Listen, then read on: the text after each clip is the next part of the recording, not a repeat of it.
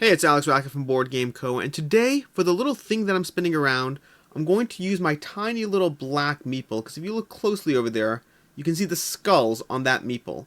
And those skulls are important because they were covering Frostpunk the board game, and it's all about the doom and gloom. These guys are fun, by the way. I have a little set of them. I like to fidget with them doing videos. I like to fidget with different things doing videos, but today we're going all the skull route. In any case, for Frostpunk, what is Frostpunk? What's going on? What's this game? Should you back it? I don't know, all this stuff. Let's go through it. And by the way, yes, you should back it. There you go. I'll see you tomorrow. Have a good one. Frostpunk currently, day one, we have day one, not even day one. Are you kidding me? A few hours in, we have 3,500 backers, 22 days to go, 457,000, all from a new publisher. And that's because technically it's a new publisher, but there is the furthest thing away from having a lack of experience here. This is by people who very previously associated with Awakened Realms, with This War of Mine, with Nemesis, Lords of Hellas. There's a ton of quality talent associated with this game, both in actual Glass Clan and Unplugged in terms of their company, as well as the sheer amount of talent they have brought to the table in terms of the various people they're associating with. Look at all the testimonials, the reviews. There's a ton of content from everyone that matters in this space, and especially in terms of a solo game, because while Frostpunk is a 1 to 4 player game, it's definitely going to be, I guess, more attractive to a certain extent to solo players. It's a cooperative system, cooperative game, but either way, that we'll get into shortly. In any case, so what we have so far, first of all, let's go through some testimonials. There's some up here, some down below. We have Mark Dainty from Not Board Gaming. This game is amazing. I'm so excited about what I got to play. It exceeded any expectations that I had. This is a good testimonial. After initial look at Frostpunk the board game, I now have a new number one most anticipated game from Paul Grogan. This is a great testimonial. A compelling, strategically deep Euro driven by emergent storytelling. We didn't think that Euro could do all that, but here we are. This is a good testimonial. Again, if you've watched my content, you know how much I harp on testimonials in Kickstarters, of how you have to make it sound like the person giving the testimonial was actually excited about the game. So often it sounds like they had a passing interest. Frostpunk, this game looks cool on the table. Frostpunk, this is an exciting new venture. I hope to see what they do next. Give me something that tells me you loved it. Show me that you care. These people care. Jesse, by the way, we'll get to you soon too. Frostpunk the board game it's a brilliant hybrid of complex Euro mechanics, one-of-a-kind cube tower, thematically motivated player roles for unique co-op experience, etc., etc. Game design 1 to 4 players, 60 minutes per game. 60 plus minutes, so it could be whatever. 16 plus in age, and that is because it is nitty, it is gritty. Once again, where are those little skulls for you? There we go, skulls, 16 plus or whatever, because it's going to be chock full of skulls and death and horrible choices where you let the orphans die because you were trying to make your freaking place survive, and you have to sacrifice people along the way. By the way, I'm not getting this game, as of right now at least, just so you know. In any case, and I'll get to that, but my own personal interest level is not actually aligned with this game, although I was very tempted.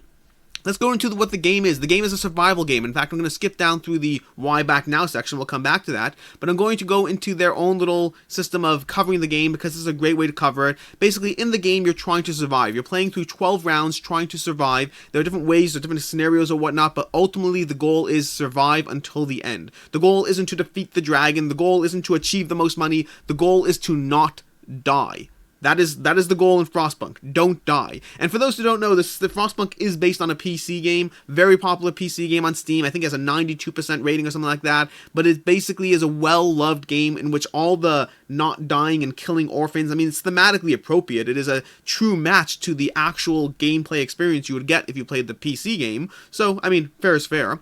But in the game, you're going to go through 12 rounds. You win the game, try not to die. You're going to have events with the weather and the social. You're going to start with social demands. What do you people want from you? Are they sick? Are they hungry? What do they want? You're going to have the weather affect things. You're going to have to go through different moral decisions in which people are going to get upset at you because nobody likes it when the orphans die. It's really a thing. People don't like orphans dying. I don't know why. People are so sensitive nowadays. We get to the weather deck. We have the generator where you're going to be dumping cubes into this tower. This is to maintain the heat of the population. The cubes that stay in are great. Those are going to maintain the heat of your area, place, whatever. Your settlement, that's the word. Settlement's the word I'm looking for. Cubes that fall out represent malfunctioning. You're going to have technology where you build different buildings that give you different options, different ways to better survive till the end. Again, surviving is the goal here. Secondary to not killing orphans. You're going to have the actions that you take throughout the game. It's a bit of a worker placement. You're going to take different actions to unlock different things, to potentially explore, do all this different stuff. You have the sickness in the game. Again, we have survive, don't kill orphans, try not to die from various forms of sickness and whatnot. We have the exploration in the game, the consequences, all these consequences are going to take place. You have hunger. This is really very, very depressing. We have survive, don't kill the orphans, don't die from malaria, and also don't starve to death. This is all good. Will you introduce new laws? This is part, I love this part, by the way. Will you introduce the food additives law to add sawdust to the meals of your workforce and to save more quality food for the children? You're going to introduce laws to add sawdust to your food. That's after you choose not to kill the orphans, by the way. Priorities. Then from there we have the shelters, player roles. Player roles are the aspect in terms of if you want to play it cooperatively. There are different elements, the social health generator and resource advisors, different ways you can play the game together if you're playing it cooperatively. And that is basically Frostpunk. Mostly not surviving, mostly trying to survive, secondary to not killing orphans. I'm really harping on this orphans bit here. I wonder if YouTube demonetizes you if you say killing orphans enough times in your video. You have to imagine it does, right? I mean, it does. I don't know what I'm doing here. In any case, I'm still not editing. In any case, so this is Frostpunk. That is the game you are playing. It is a survival game in which, once again, you will first try to survive and you will secondary try not to kill orphans. But you might have to. And from there we have more testimonials. Again, solid testimonials. Jesse, Samuel Anderson, they did it. This, by the way, is the most useless testimonial. By the way, fun fact, this is a good time to mention. I'll have a link down below, first link in the description down below. But I have a podcast with Quackalope, with Jesse and Jan from Quackalope, in which we talk about different things. And we have talked about Frostpunk many times. And the whole "they did it" quote, which, while terrible on Kickstarter, does not tell you anything.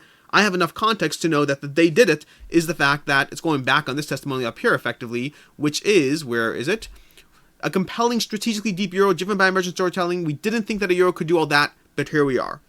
They did it. Effectively, they did it. That is just this testimonial. If you listen to the podcast, we talk about a lot of stuff, including Frostpunk, and the whole context of the "they did it" would make a lot more sense if you listen to the Quackalope podcast, the Weekly Quap. Weekly Quack, not the Weekly Quap. The Weekly Quap is an entirely different podcast, which I have nothing to do with. In any case, back to testimonials. So, over here, Frostpunk allows you to cooperatively create a detailed world that is fun and challenging. The game is complex yet easy to learn. Not only fascinating and rewarding game to play, it just looks badass. Next up, this is a game that stayed on my mind after each time I played it. I'd think of new strategies to try, new laws to enact. For instance, instead of the sawdust law, we have the not killing orphans law. A great law, in my opinion.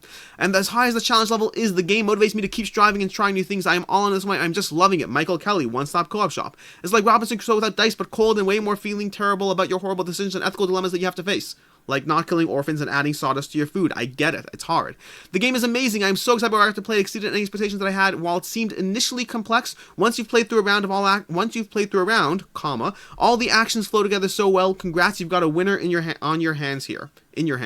On your hands here. I think it's on your hands here. I really enjoyed what I have played solo. Lots of strategic opinions with the options from the game. The Euro design makes perfect sense here too. It also flows nicely in terms of learning the game, and right from the start, you have many actions and strategies to play towards. There's not much waiting as you're thrust just right into survival mode. Can't wait to see the final product now. Again, mostly solid testimonials. One or two where I could really nitpick at, but I'm going to try to avoid that because across the board, most of them are incredibly solid testimonials that indicate a love for the game that is, well, impressive and almost pulled me in.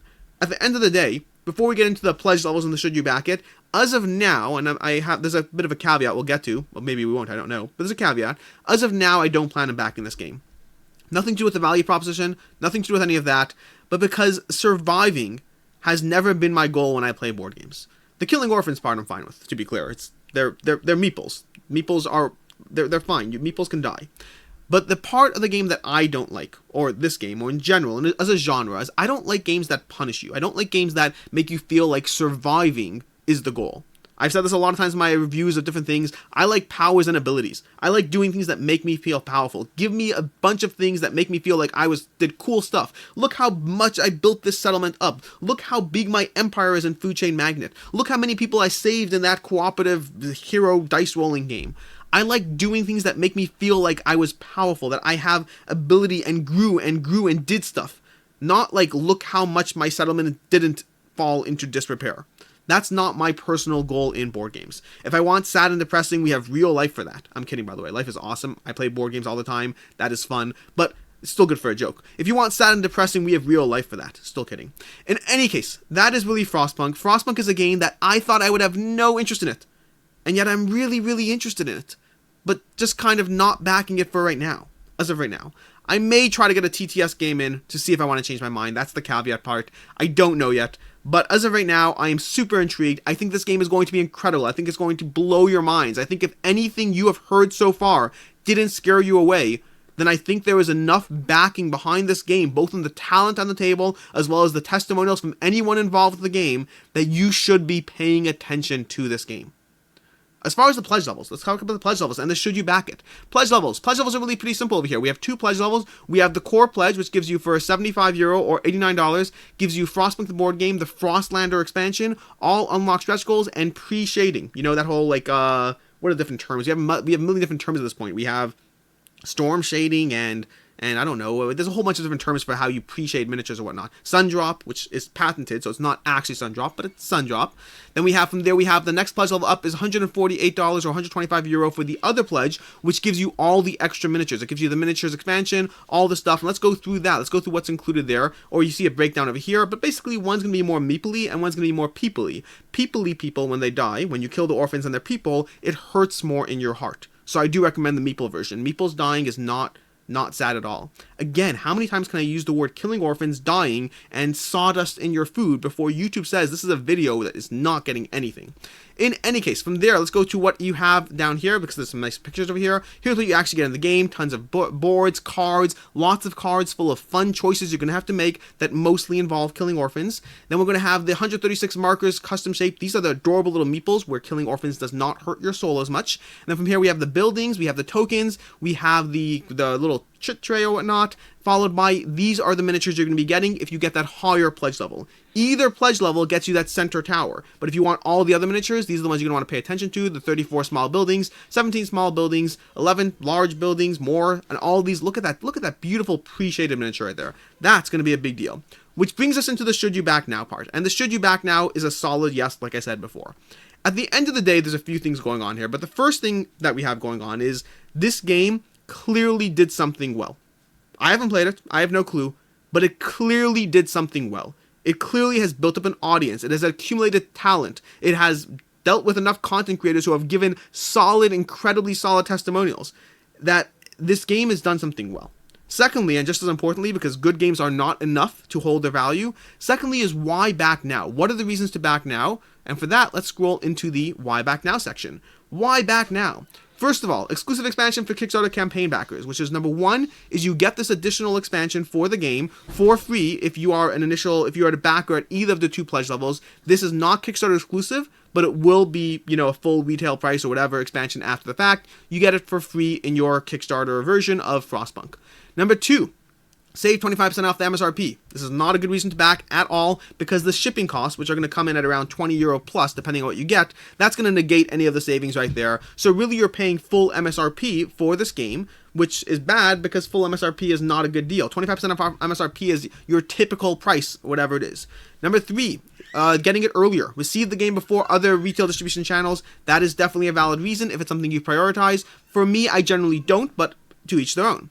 And then the third one, or fourth one, I'm up to number 4, I think. Number 4 is the pre-shaded miniatures unavailable in retail. This is the main reason you're going to want to back the game. This is the main reason it's going to hold its value. Before we get into any stretch goals, and we'll come to stretch goals in a second, there's stretch goals and daily unlocks, but the pre-shaded miniatures is the primary reason why this is going to be holding its value. This game is good. I'm telling you with confidence it's good. I haven't played it, I haven't touched it, I can tell you it's still good. And secondly, is it's going to have stuff that people can't get as well, between the expansion that you can get but it's going to cost you more, and between these sun drop miniatures that they can't otherwise get, unavailable in retail. That is going to be what people want. People are going to say, hey, that good game I just played? My miniatures look dull. Not actually that dull, miniatures are fine, but my miniatures don't look as cool as those other miniatures. So I'm going to go online and find someone's copy. This is a game that will hold its value in that sense. And from there, let's go into the stretch goals and all that stuff. They're doing both stretch goals and daily unlocks, if I can find it over here. Again, lots of reviews, content creators and whatnot. We have so far, so they're going to be doing both monetary stretch goals as well as daily unlocks that are involving the community. We have new shapes of meeples. Again, well, this is for wood and resource and steam. I thought they're going to be orphan meeples to really make it hit home.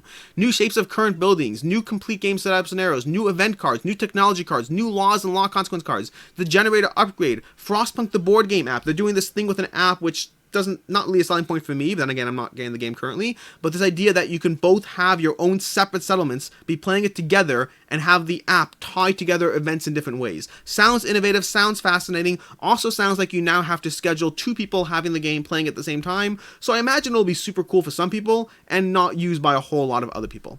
And that's where we are currently. That's everything Frostpunk currently. It is an admirable venture from Glass Cannon Studios Unplugged or something like that. It is an admirable joint venture from the various people involved, from the author behind This War of Mine, the author behind the designer developer behind Lords of Hellas, Nemesis, Lords of Hellas, other best-selling games. The other best-selling games are the cooler part. We have Paul Grogan taking care of the rules in this game, so you know that's going to be tight. This game is a game that you don't want to miss out, assuming you want the game. Like again, I'm just not interested in the genre of survival, which is a whole different story. But if you are interested in that genre, if you haven't been scared off by anything I said in this video so far, this is a game you're going to want to get. To the point that something I do on my Patreon, if you're a patron on my Patreon, one thing I do is something called Kickstarter Insurance, where once a month I pick a game and I basically say, I'll guarantee your pledge level. I'll guarantee that I'll take it off your hands for your pledge if you can't resell it at what you paid down the road. The more details there, it's like all details, international stuff as well. There are details, there are nuances, but Frostpunk is going to be my pick of the month for October in terms of a game that I will guarantee you will get your money back, depending on details and all that. Basically, that's it. Until next time, I'm Alex Radcliffe from BoardGameCo. I hope you enjoyed this video. I hope YouTube doesn't actually mind when I say killing orphans 15, 16 times. I hope you don't mind if I say killing orphans 15, 16, well, 16, 17 times now. Until next time, I hope you have a good one.